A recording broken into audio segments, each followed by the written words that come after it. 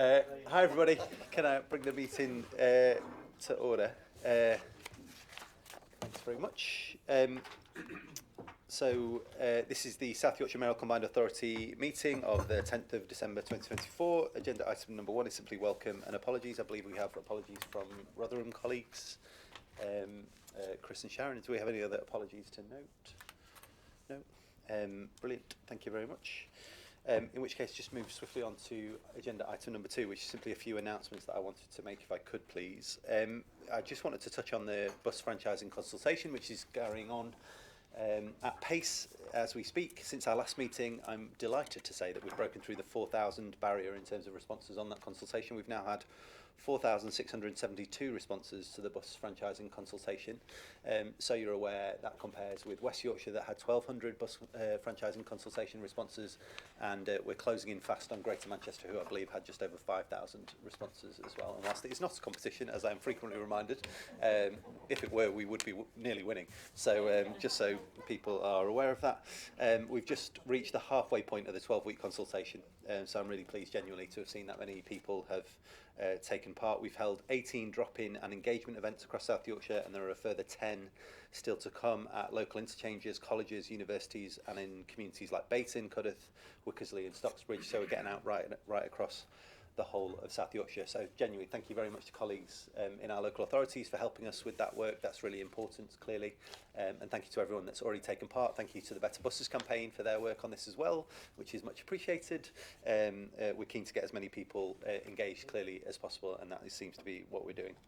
In terms of transport funding, clearly an issue that is close to all of our hearts. Last month, the Department for Transport announced £17.6 million of funding through the support of the BSIT fund to South Yorkshire. That was part of a £1 billion package and a boost for bus services across the country.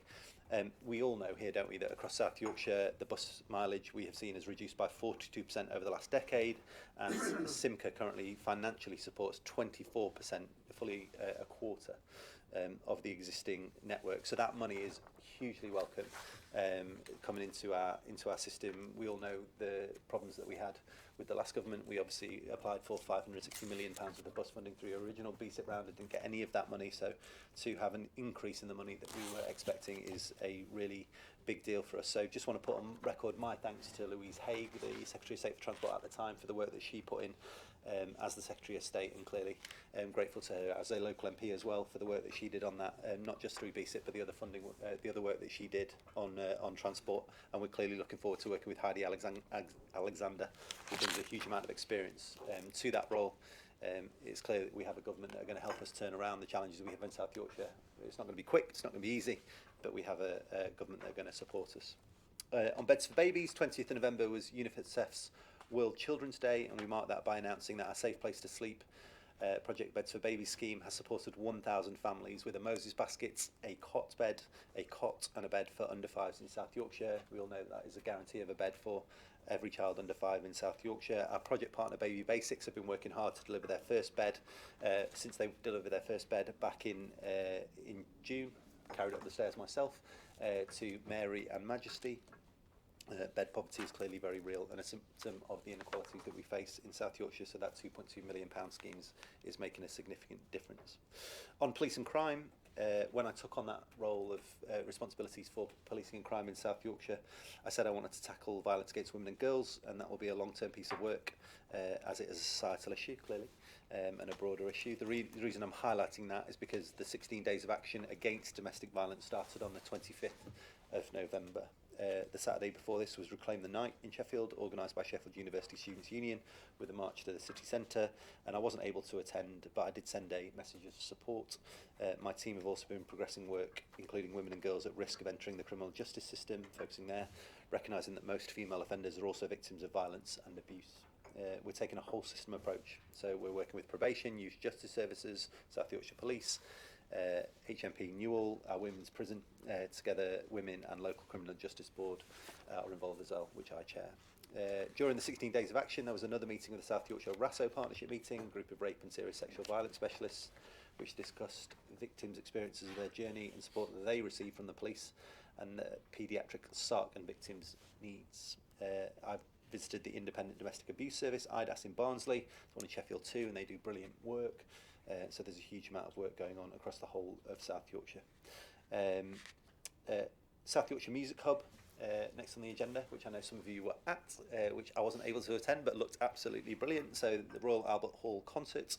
The South Yorkshire Music Hub was established in September and brings together existing youth orchestras to form the South Yorkshire Orchestra Collective, a brilliant opportunity for 150 young musicians from across our 4 boroughs to perform at the Royal Albert Hall in front of 4,000 people last Thursday, almost as many as are watching this online right now, I would imagine. I couldn't be more proud of them. I know you share that proudness. The South Yorkshire Music Hub, I think, shows what we can do when we work together, and it's a brilliant example of us working together in that space. And then lastly from me, Junior Park Run. So I was really pleased that we could contribute a couple of £1,000 to help establish a new junior park run at Mill Houses in Sheffield. It was organised chaos, but it was a load of fun, and it definitely was organised. Park runs have been a key feature in my year of active travel. I've done nearly every park run in the whole of the region now, and I'm pleased to say that my last park run, pleased in all sorts of ways, to say that my last park run will be in Penistone on Saturday at 9 AM, so I'm fully expecting to see Barnsley colleagues on the front line with me. Looking forward to that. I'm promised that the weather's going to be beautiful in Penistone on Saturday, so looking forward to that. I want to make South Yorkshire the healthiest region in the country, and the year of active travel has been an important part of that. I was at the junior park run, as I say, and that was a really good thing to do because there were over 330 kids. I think they were expecting 100. We had over 330 kids, at least as many parents and carers. And it was a brilliant thing to see, and I know there are junior park runs across South Yorkshire, and really keen to see those continue. I'm not sure if this would be a good thing or a bad thing for you, but there's a new park run launching at Parkwood Springs in the new year, so one of more course, to add for the I list. will watch you carry yourself across that course, that very hilly course, and be there to support in a big coat, clapping you on at the finish line. Thank you. On to agenda item number 3 then, please, which is urgent items. I don't believe there are any urgent items. So agenda item number 4, which are those items to be considered in the absence of public and press. I don't believe there are any exempt items on the agenda. Thank you. Item number 5, declarations of interest by individual members in relation to any item of business on the agenda. Other than the standing items of interest, any other new items of interest? No, thank you very much. Item number 6, reports from and questions by members. I don't think we've received any in advance. Item number 7, receipt of petitions that have been unreceived in advance, which brings us on to item number 8, which I'm pleased to say is public questions, and we do have public questions. Our first question is from Nick Talbot, who I believe is in attendance today. So Nick, if you would please like to present your question, that would be brilliant. Good afternoon. I have a question here, a public question regarding the Local Electric Vehicle Infrastructure, or LEVI, Capability Fund. The LEVI Fund supports local authorities in England to plan and deliver charging infrastructure for residents without off-street parking for electric vehicles. The South Yorkshire Mayoral Combined Authority last discussed the LEVI Capability Fund in March of this year, around 8 months ago, at a committee meeting. Please provide an update of the progress and planning and delivering local electric vehicles charging infrastructure for residents without off-street parking. And can you confirm to date how many Levi-funded on-street charge points have been installed and are operational? Thank you, Nick. If I ever got a chance to ask a public question of government ministers, I would ask them why we have such ridiculous acronyms when we're dealing with some of these funds, because there is the Levi Fund and the OZEV as well in this space. So the UK government's Local Electric Vehicle Infrastructure Fund is overseen by the Office for Zero Emissions Vehicles, which is OZEV, and it supports local authorities in England to work with the charge point industry, as I'm sure you know, to improve the rollout and commercialisation of local charging infrastructure. That in South Yorkshire means that the 4 local authorities are working collaboratively, as we would expect across the region, with the Combined Mayoral Authority on a joint South Yorkshire-wide Levi programme to deliver those public charge points, as you've referenced, and that's going to help people who don't have off-street parking, and there are any number of residents and communities across South Yorkshire where off-street parking is clearly a challenge and yet need to charge their electric vehicles. So we're currently in the final stages of programme design and tender compliance, which can often take a long time, in liaison with OZEV, with an intention to begin procurement of providers early in the new year to deliver the rollout of electric vehicle charge points across the whole of the region. So subject to a successful procurement appointment, delivery of the electric vehicle charge points across the region should begin in 2025. So please do come back and ask a further question if you'd like to at that point, and we'll give you a further update to allow you to understand exactly where we've got to and by when. But thank you very much for your question. Thank you. In which case that leads us on to our second question, coming from Chris Broom, who I believe is also in attendance. Chris, would you like to ask a question? Thank you. Thank you. This authority declared a climate emergency in 2019. Since then, the region has already gone through well over half the all-time carbon budget it set itself to address it. Meanwhile, the National Climate Change Committee has advised against airport expansion without a national capacity management framework being in place, which there isn't. The stated commitment to developing sustainable aviation fuel in South Yorkshire, whilst commendable, does not require the reopening of an airport to support it. With average global temperatures over the last year already 1.5 degrees above pre-industrial levels, will the board look seriously at the climate implications of reopening Doncaster Sheffield Airport? Thank you. Thank you, Chris. And it's worth saying I genuinely respect this question, so thank you very much for asking it. It's a question I've been asked a number of times, and I'll say what I've said previously, so forgive me if you've heard this before, but I think it does bear repeating. Look, I start in this space by saying that I absolutely believe, and I know colleagues around the table believe, that the climate breakdown is real and it is an existential threat, but it also provides us with a huge opportunity to transform our communities for the better and create that just transition, which I know you want to see, and clearly around this table we also want to see. South Yorkshire lost out when it came to the last energy transition, and colleagues around the table know that better than me, but we absolutely did lose out from that transition, and I'm determined that we are the forefront of that next energy transition, and that's why we've done so much work already on things like bringing in companies such as Holtec and others. We've got ITM Power in the region, we've got companies right across the region working on some of these new and sustainable fuel models, and sustainable aviation is clearly part of that as well. And yet at the same time, I have also made clear my commitment to reopen Doncaster Sheffield Airport and to create a thriving regional airport here in South Yorkshire. I don't actually agree with you on your point around the sustainable aviation space and the need for an airport in South Yorkshire. Actually, it is fundamentally important that we do reopen the airport in order to drive that growth of our sustainable aviation sector, and I am determined that we are world leading in that space, as we are already world leading when it comes to advanced manufacturing. It's the reason why Boeing are in the region. It is the reason why we are working with organisations like the University of Sheffield on sustainable aviation fuels, where they clearly have a first mover advantage. The business case for the airport recognises that reinstatement of aviation activity will inherently lead to air-based carbon emissions. Of course, it also recognises that there are mitigating factors, including the displacement of air traffic from other airports and the promotion of clean or low carbon aviation, and so that is important. It highlights other options such as demolition of the airfield and airport infrastructure, and the construction of new buildings would also have carbon implications. I have said from the beginning that more people flying from DSA does not mean more flights overall. I think clearly as a country, and we sit within a national system which we do not always control clearly, which has implications for us. But we do need to fly less overall, albeit whilst I think having a thriving regional airport in South Yorkshire with a world-leading sustainable aviation sector alongside it, and I am determined to do both of those things. My job as South Yorkshire's Mayor is to try and balance the competing opportunities and interests of our different communities, the things that we need to try and do, and the broader space in which we work, and that's what I'm trying to do in this space. I think there's huge opportunity for us here, and I think opportunity that you would support in terms of sustainable industries. Clearly, though, we also kind of want to open the airport, and I recognise and respect those people who think that that is not the right way forward, albeit I think it is.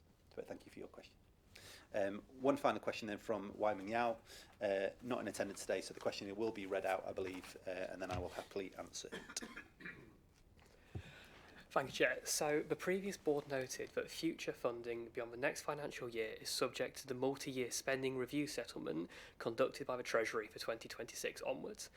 Within future settlements is a City Regional Sustainable Transport Settlement known as CRSTS.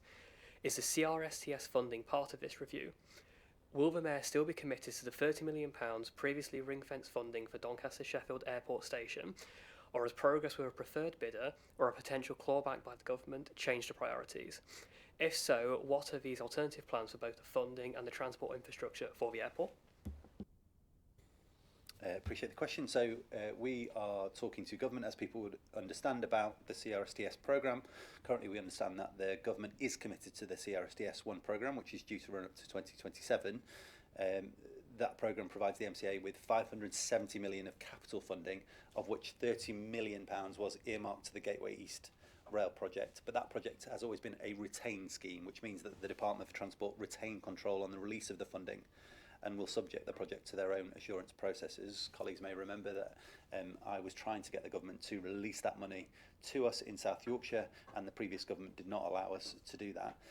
The conversations with the department have been ongoing, therefore, for some time with regards to that money and the interdependency with the wider South Yorkshire Airport City projects at Gateway East.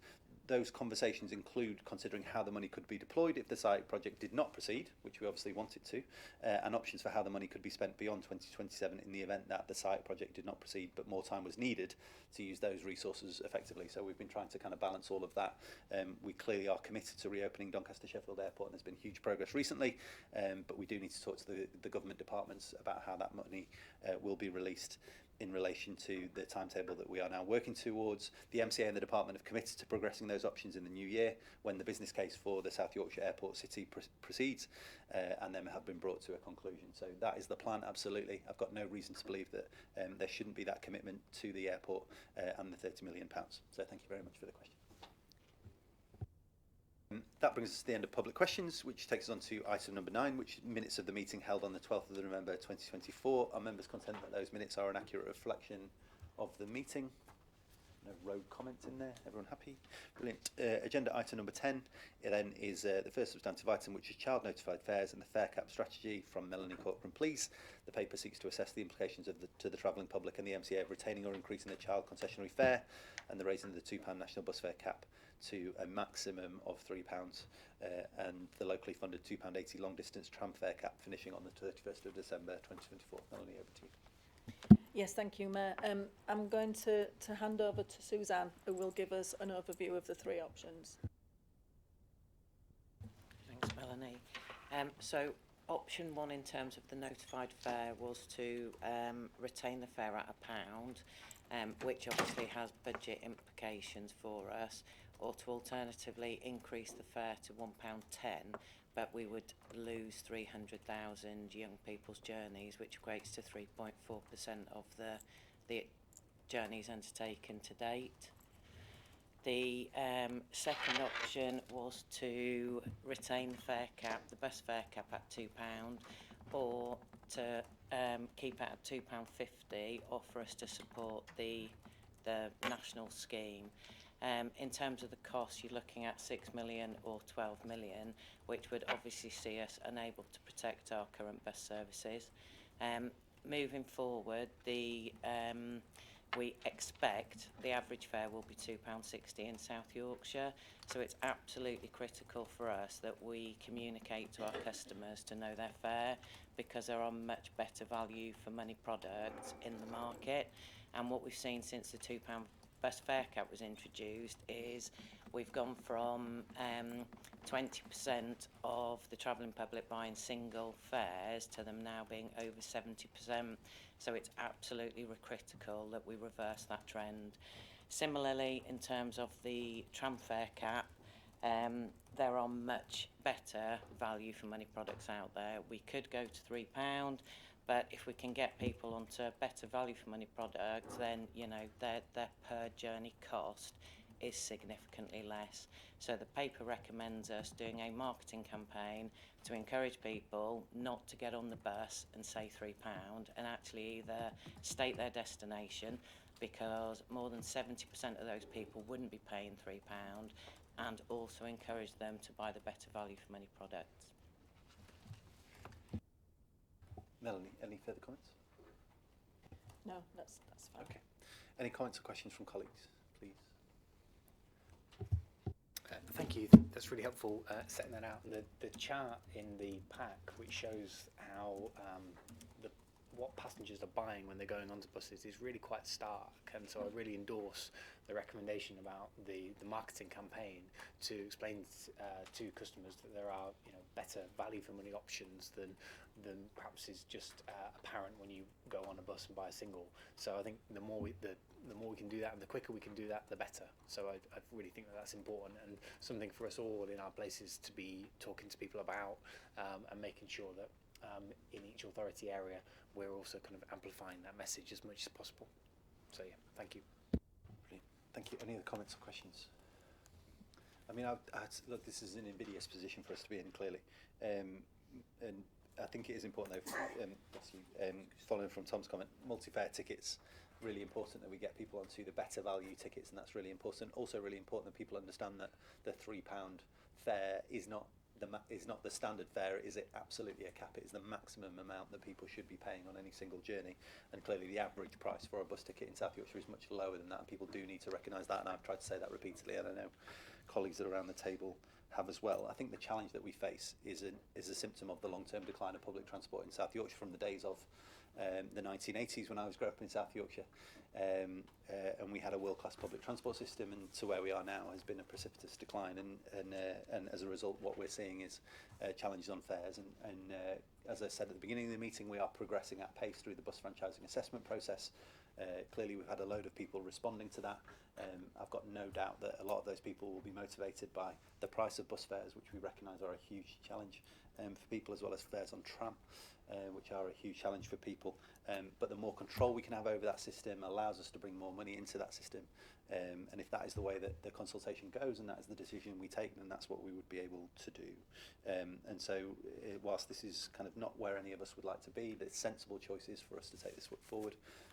I would argue, because it does mean that actually this creates a sustainable public transport network in the near term, and allows us in the longer term to do some more significant things in that space, to get fares to a better place for everybody in South Yorkshire, which is what we're all committed to doing. Any other comments or questions about the paper? I know you've had multiple briefings about some of Thank you. Really just to pick up on that last point around the importance of what the consultation is asking people to consider right now, which is bringing our buses back under public control. So if the message isn't kind of coming through loud and clear, please do fill out the consultation response, and let's make sure that the voices of passengers and people in our region are really being heard over the next 5 weeks before the consultation closes.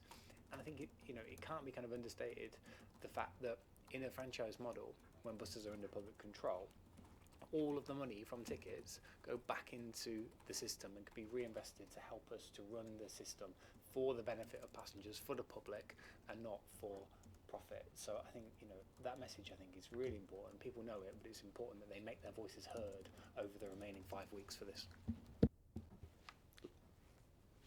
Ros, coming in, please. Can I endorse about consultation? It really is the most important thing we can do, and if anyone around the table doesn't think it is, the people will let us know. More importantly, we need to know what the people of South Yorkshire think and the way forward, and therefore if we actually break it down and find out what more we can do to support to get people to respond, we will very much do so. And it's great to hear that we had greater feedback than other areas. I will say we went out with the great talk and we had 8,000. It actually told us what we kind of thought, but it actually cemented what we needed to do. So by all means, if there's any way that we can help, and I'm sure each leader will say that, let's have it and put out a consistent message out there to get that figure higher still. Thank you, Ros. My understanding is that over 80% of the respondents are in support of the changes that we want to make, so that is really good news. And if we could smash through 8,000 responses, that would be even better news. Okay, unless there are any other comments or questions on the paper, could I ask that the board agree to, one, retain the child concessionary single fare at £1 and publish a future policy approach to fare setting. I fundamentally really agree with that. 2, cease the tram fare cap at the end of December 2024 and support the DFT's £3 fare bus cap maximum fare. And number 3, agree to the development and implementation of a marketing and communications campaign that helps customers to know that their fare on bus and tram, so that they understand which tickets or fare provides the very best value for their needs. Are we all agreed? Thank you very much. Okay, on to agenda item number 11, please, which is programme approvals. I believe Felicity is going to talk us through the paper. I am. Thank you, Chair, and thank you, Board. Apologies for the number of recommendations at the start. So, due to the autumn statement, we are in a positive position of which we have received some notification of additional funding in growth, business and skills. And this paper therefore seeks delegated authority to be able to move at pace once funding has been confirmed.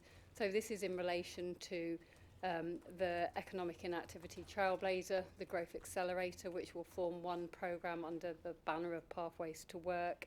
In addition, it's also around the UK Shared Prosperity Fund and then also Made Smarter programme. So that this is simply seeking delegated authority to officers and political leaders to be able to mobilise these at pace. Thank you. Thank you, Fliss. Any comments or questions for Fliss on the paper? No? Thank you. You know that there are a load of recommendations when I don't even have them in my notes and they are just in the paper. That's when there are a lot of recommendations. So I'm just asking that colleagues agree the recommendations as in the paper rather than reading them out individually. Is everybody happy with that? Yeah. Okay. Brilliant. Thank you very much. On to agenda item number 12 then, please, which is decisions and delegated authority report from Mark. Thank you, Mayor. This is the regular update to board, which simply sets out the decisions from early November to date, and that is the decisions on the delegated authority items. Thank you, Mayor. Thank you. Any comments or questions for Martin? No? Okay, could I just therefore ask that the board notes the decisions and the delegations made? Which brings us swiftly on to any other business. Does anybody have any other business they would like to raise? No? All right, in which case, thank you very much, colleagues. Thank you for those in attendance, and thank you for those watching online. Thanks very much, and happy Christmas.